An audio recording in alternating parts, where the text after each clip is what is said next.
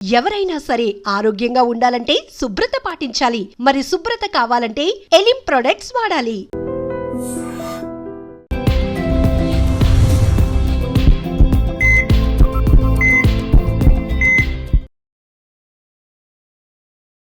నమస్తే, welcome to healthy conversations with I dream media. నేను మీ Jhansi. So ఈ రోజు మనతో ఉన్నారు జనరల్ ఫిజిషియన్ డాక్టర్ లక్ష్మి గారు. సో మీ ఇంట్లో ఎవరికైనా షుగర్ ఉందా? షుగర్ పేషెంట్స్ మీ ఇంట్లో ఉన్నారా? పాపం పేషెంట్స్ అనలేము, డయాబెటిక్ కి ఉన్న వాళ్ళు ఉంటే, అరే మాకు తెలీదు, ముందుగా తెలిసినట్లయితే ఈ లైఫ్ స్టైల్ని మేము కూడా హ్యాబిటేట్ చేసుకొని కొంచెం షుగర్ కంట్రోల్లో ఉంచుకునే వాళ్ళము అనే వాళ్ళందరికీ కూడా ఈరోజు చెప్పే టాపిక్ చాలా యూస్ఫుల్ అవుతుంది. తప్పకుండా వీడియో చివరి వరకు చూసే ప్రయత్నం చేయండి. నమస్తే మ్యామ్. నమస్తే అమ్మా. సో షుగర్ హ్మ్. ఇప్పుడు ఒక 10-15 ఇయర్స్ లేదా ఒక 20 ఇయర్స్ బ్యాక్ షుగర్ అంటే 30 అబోవ్ తర్వాతనో 40 అబోవ్ తర్వాతనో వాళ్ళ జీవన విధానాన్ని బట్టి వచ్చుండేది.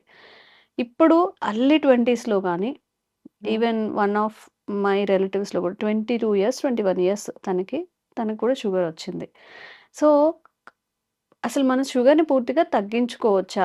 లేదు, వాళ్ళకి తగ్గట్లేదు అంటే అట్‌లీస్ట్ కంట్రోల్‌లో ఉంచుకొని ఇంక వేరే ఆర్గాన్స్ బాడీలో డ్యామేజ్ అవ్వకుండా కాపాడుకునే అవకాశం ఉందా? హ్మ్. ఉంది అంటే ఏం చేయాల్సుంటుంది? ఆ!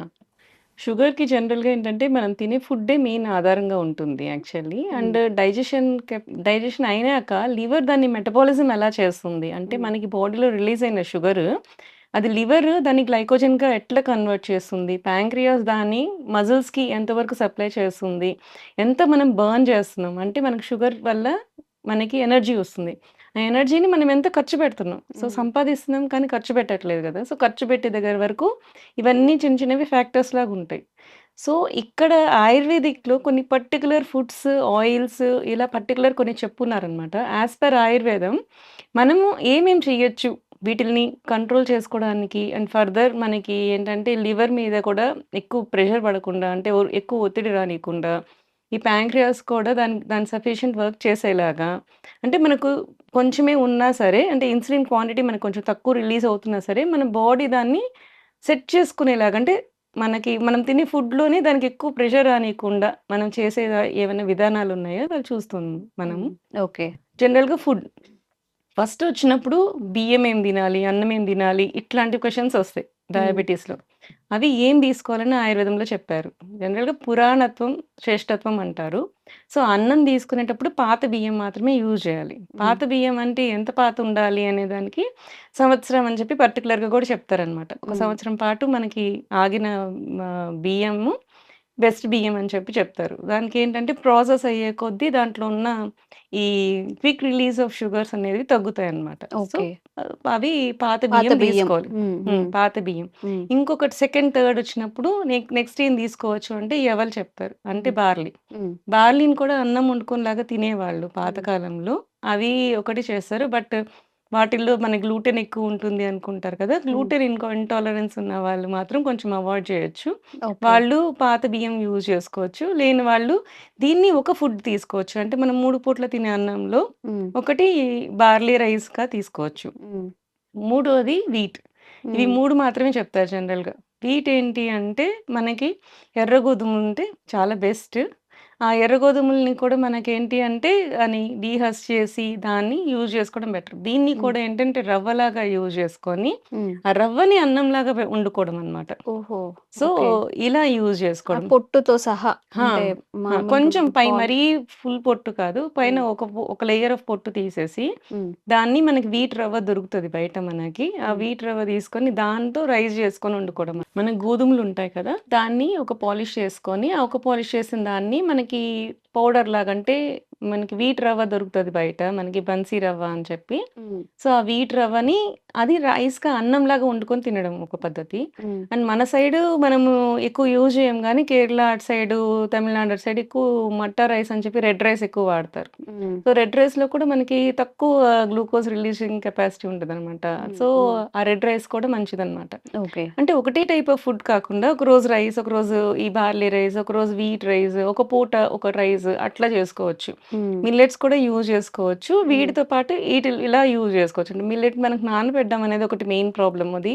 అది నైట్ నానబెట్టలేకపో పెట్టేసుకొని నైట్ నానబెట్టాల్సి మార్నింగ్ వస్తది. వండుకోవచ్చు. ఉడుకోవాల్సి వస్తది. ఒకవేళ మనం మిస్ చేసినప్పుడు సో, ఇవి మిల్లెట్స్‌ని మనం మిస్ చేసేసాము. సో, మనకి వెంటనే కావాలి అనుకున్నప్పుడు నెక్స్ట్ ఏంటి ఆల్టర్‌నేట్ ఆప్షన్స్ అన్నప్పుడు వీటిల్ని మనం యూజ్ చేసుకోవచ్చనమాట. Red rice and wheat, barley ఈటిలిని కూడా మనం యూజ్ చేసుకోవచ్చు. వీటిని మనకి ఎక్కువ నానబెట్టాల్సిన అవసరం ఉండదు. యూజ్ చేసుకోవచ్చనమాట. ఇవి. నెక్స్ట్ వచ్చినప్పుడు వెజిటబుల్స్ చూద్దాం. ఏం వెజిటబుల్స్ మనకి యాస్ పర్ ఆయుర్వేదంలో బెస్ట్ చెప్పారు అనేది. సో, తిక్త శాకం అని చెప్తారు జనరల్‌గా. తిక్త శాకం అంటే చేదుగా ఉన్నవి, కొంచెం చేదుగా ఉన్నవి చాలా బెస్ట్ అని చెప్తారనమాట యాస్ పర్ ఆయుర్వేద. దీంట్లో పటోల అంటే పొట్లకాయ. మనకు కాకరకాయ ఒకటే తెలుసు కానీ పొట్లకాయ కూడా చాలా మంచిది.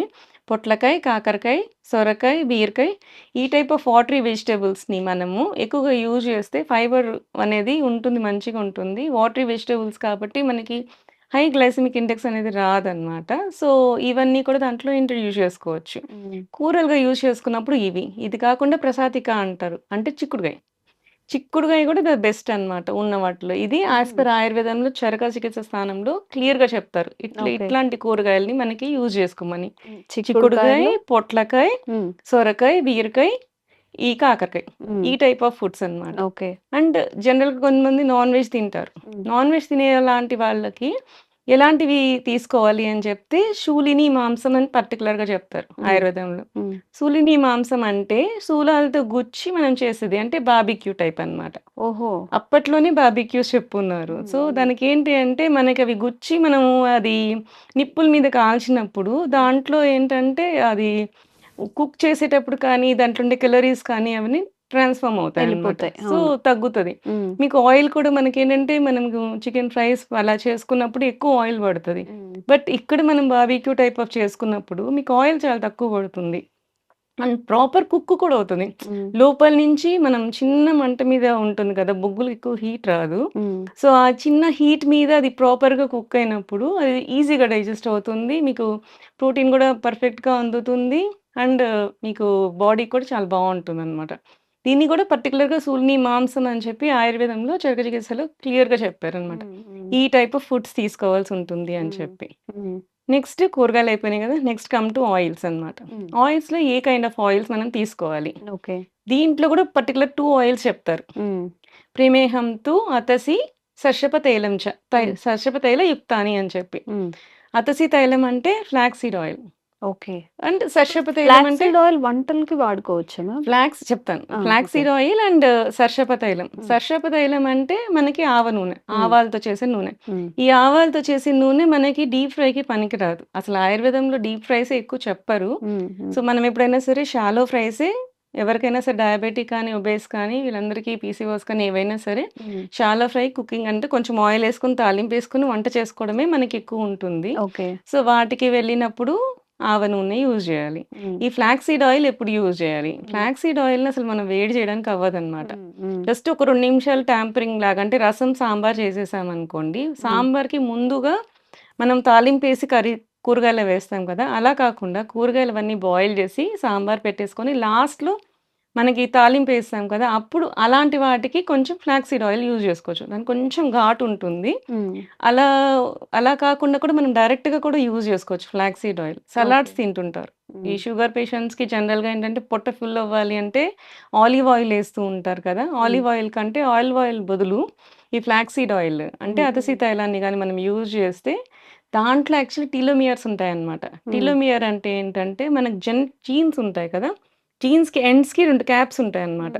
ఇట్లా క్రాస్ ఎక్స్ షేప్ జీన్స్ ఉంటాయని మనం చూస్తాం కదా! దాని కింద ఉండే క్యాప్స్‌ని టీలోమియర్ అంటారన్నమాట. వాటిల్ని రక్షించేది అంటే కొంచెం ఏజ్ వచ్చే కొద్దీ అవి ఊడిపోతూ ఉంటాయి. సో, ఊడిపోయే కొద్దీ మనకి ఏజింగ్ వస్తూ ఉంటుందన్నమాట. ఈ బైండింగ్ కెపాసిటీని మనం పెంచేది ఏంటి అంటే టీలోమియర్స్ అంటారు.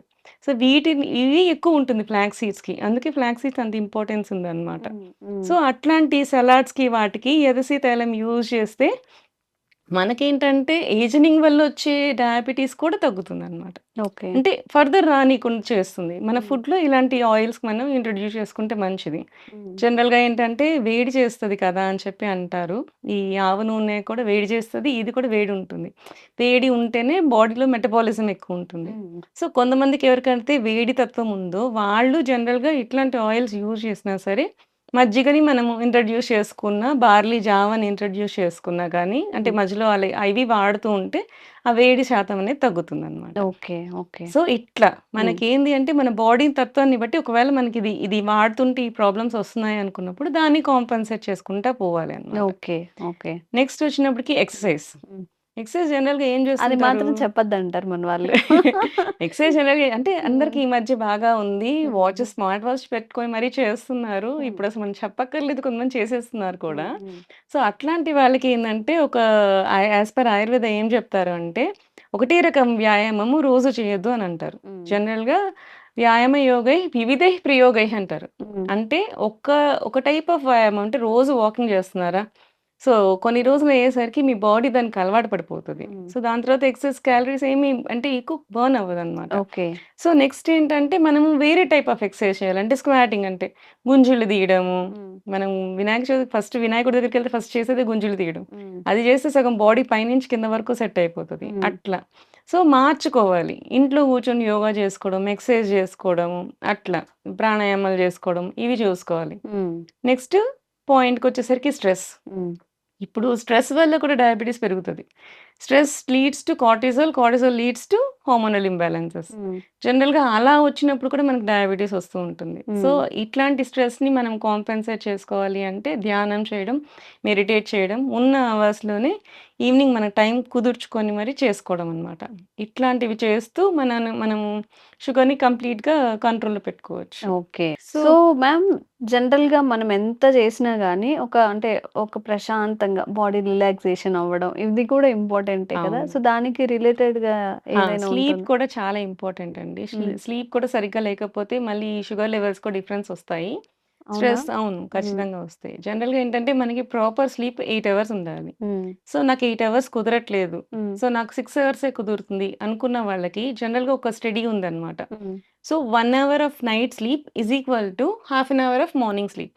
హుహు. సో, ఇది ఒక స్టడీ. ఇది హ్మ్. చేసున్నారు. ఇది ప్రూవ్ అయింది. ఒకవేళ మనం నైట్ 6 అవర్సే పడుకోగలుగుతున్నాం. మనకు టైం లేదు అన్నప్పుడు, హ్మ్. అక్కడ 2 అవర్స్ మనం మిస్ చేస్తున్నాం. సో, హ్మ్. ఆ 2 అవర్స్‌కి బదులు 1 అవర్ ఆఫ్ మార్నింగ్ స్లీప్ అన్నమాట. హ్మ్. ఆఫ్టర్‌నూన్. హ్మ్. అది ఎప్పుడు పడుకోవాలి ఇది కూడా పర్టిక్యులర్‌గా చెప్పారు ఆయుర్వేదంలో. ఎప్పుడు పడుకోవాలి అంటే భోజనానికి ముందు పడుకోవాలి. హ్మ్. మీకు మధ్యాహ్నం నిద్రొస్తది. రోజు మీకు నిద్రపోయే అలవాటుంది అనుకోండి. మధ్యాహ్నం పూట అన్నం తినక ముందే ఒకసారి పడుకోండి. అది రివర్స్ చేస్తారు మన వాళ్ళు. రివర్స్ చేస్తాం కొంచెం మనం. మంచిగా తినేసాక ఆ! కాసేపు పడుకుంటాం. పడుకుందాము అదే. అనుకుంటారు. జనరల్‌గా హ్మ్. మనం ఏదైనా ఇంట్లో ఉండేవాళ్ళైతే హెక్టిక్ వర్క్ అయిపోయినప్పుడు ఒక హ్మ్. క్విక్ న్యాప్ తీసి దాని తర్వాత లేసి భోంచేయండి. అప్పుడు కంటిన్యూషన్ మళ్ళీ భోజనం చేశాక శతపథం గచ్చేతంటారు. హ్మ్. అంటే 100 అడుగులు నడవాలి. అవునా? ఆ! హ్మ్. ప్రతి మీల్ అయిపోయినాక 100 అడుగులు నడిస్తే అది హ్మ్. మన బాడీలో ప్రతిదీ అక్కడ మూవ్‌మెంట్ అనేది ఉంటుందన్నమాట. అచ్చా! So, okay. ఇదంతా కూడా యాస్ పర్ ఆయుర్వేదం చెప్తారు. యోగరత్నాకరం కానీ, చరక చికిత్సలో గానీ, ఇవన్నీ కూడా ఇంత క్లియర్‌గా చెప్తారు. హ్మ్. ఏం తినాలి? ఎలా ఉండాలి? ఎన్ని అవర్స్ పడుకోవాలి అని. ఒకవేళ 7 అవర్సే పడుకున్నాము. నైట్ టైమ్స్ మనకి 7 అవర్స్ స్లీప్ దొరికింది. నెక్స్ట్ రోజు ఎంత పడుకోవచ్చు అంటే హాఫ్ అన్ అవర్ చాలు. హ్మ్. ఎందుకంటే half an hour is equal to 1 hour of night sleep కాబట్టి. Okay. So, 8 hours proper sleep ఉన్న వాళ్ళకి ఆఫ్టర్‌నూన్ నిద్రొచ్చినా సరే try to avoid that one. Hmm. లేసి కొంచెం తిరగండి హ్మ్. జనరల్‌గా. హ్మ్. హ్మ్. అండ్ ఇంకొక పర్టిక్యులర్‌గా కూడా ఒకటి చెప్తారనమాట. నిద్ర మధ్యాహ్నం పోవాలి అనిపించినప్పుడు ఒకవేళ 8 అవర్స్ స్లీప్ అయిపోయింది. హ్మ్. స్టిల్ మీకు నిద్రొస్తుంది ఆఫ్టర్‌నూన్. సో, అది మన బాడీకి ఏమి హార్మ్ చేయకూడదు. బట్ నిద్ర మనం రిలాక్స్ అవ్వాలి అంటే ఏం చేయాలంటే చైర్‌లో కూర్చొని పడుకోమంటారు. హ్మ్. హ్మ్. జనరల్‌గా. అంటే మనకి పాతకాలంలో వాలు కుర్చీలుండేవి. ఇట్లా వంగి ఉండేవి చూసారా? హ్మ్. హ్మ్. అట్లాంటివన్నమాట. రిలాక్స్ అయ్యి జస్ట్ పడుకోవడం. అంటే హ్మ్. స్ట్రెయిట్‌గా బాడీని పడుకోబెట్టకుండా రిలాక్స్ అయ్యి పడుకోవడం. హ్మ్. జనరల్‌గా ఏంటంటే తిన్న వెంటనే పడుకుంటారు చాలామంది. దానివల్ల ఏంటంటే గ్యాస్ట్రిక్ రిఫ్లెక్సెస్ వస్తుంటాయి. హ్మ్. సో, ఫుడ్ అంతా పైకి రావడము, పైపింగ్ దీనికి యాక్చువల్‌గా మనకి స్ఫింక్టర్ ఉండదు. హ్మ్. స్టమక్ నుంచి ఇంటెస్టైన్‌కి స్ఫింక్టర్ ఉంటది. సో, మనం తిన్నది వెంటనే కిందకి వెళ్ళిపోదనమాట. ఆగుతది, ఆపుతది. హ్మ్. తర్వాత డైజెస్ట్ అయ్యి కిందకెళ్తది. కానీ ఈసోఫాగస్‌కి స్ఫింక్టర్ ఉండదు. హ్మ్. హ్మ్. దానివల్ల ఏంటంటే నువ్వు కొంచెం ఎక్కువ తిన్నా గానీ పైకొచ్చేసే అవకాశాలుంటాయన్నమాట. ఓకే. సో, అందుకని తిన్న వెంటనే మనకి జనరల్‌గా పడుకోవడం అనేది మంచిది కాదు. సో, హ్మ్. ఇట్లాంటి వాటికి ఎలా చేయాలి అనేది పర్టిక్యులర్‌గా ఈ విధంగా చేయాలి అని కూడా క్లియర్‌గా ఆయుర్వేదిక్‌లో చెప్పారండి. హ్మ్. ఓకే.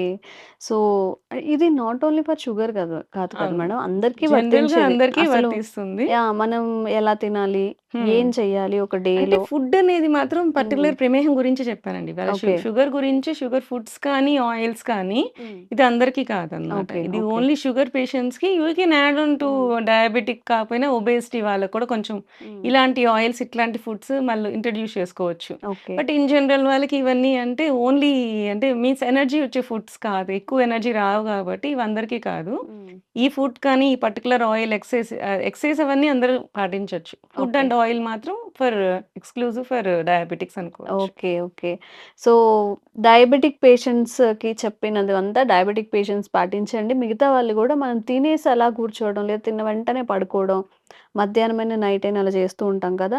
అట్‌లీస్ట్ ఒక 10 నిమిషాలు, అట్‌లీస్ట్ 15 నిమిషాలన్నా నడవడానికి కేటాయించండి. ఆ టైం మనం ఏమీ చేయము. జస్ట్ స్క్రోల్ చేసుకుంటూను, టీవీ చేస్తూనే ఉంటాం తప్ప, మన ఆరోగ్యం కోసం కూడా కొంచెం ఆలోచించి, సో, ఈ విధానాలు పాటిస్తే మనం ఇంకొంచెం హెల్తీగా ఉండే అవకాశం ఉంటుంది. అండ్ ఇలాంటి బోలెడన్ని అవేర్‌నెస్ కల్పించే హెల్త్ వీడియోస్ మనం త్రూ చేస్తూనే ఉంటాము. Thank you so much ma'am. Thank you.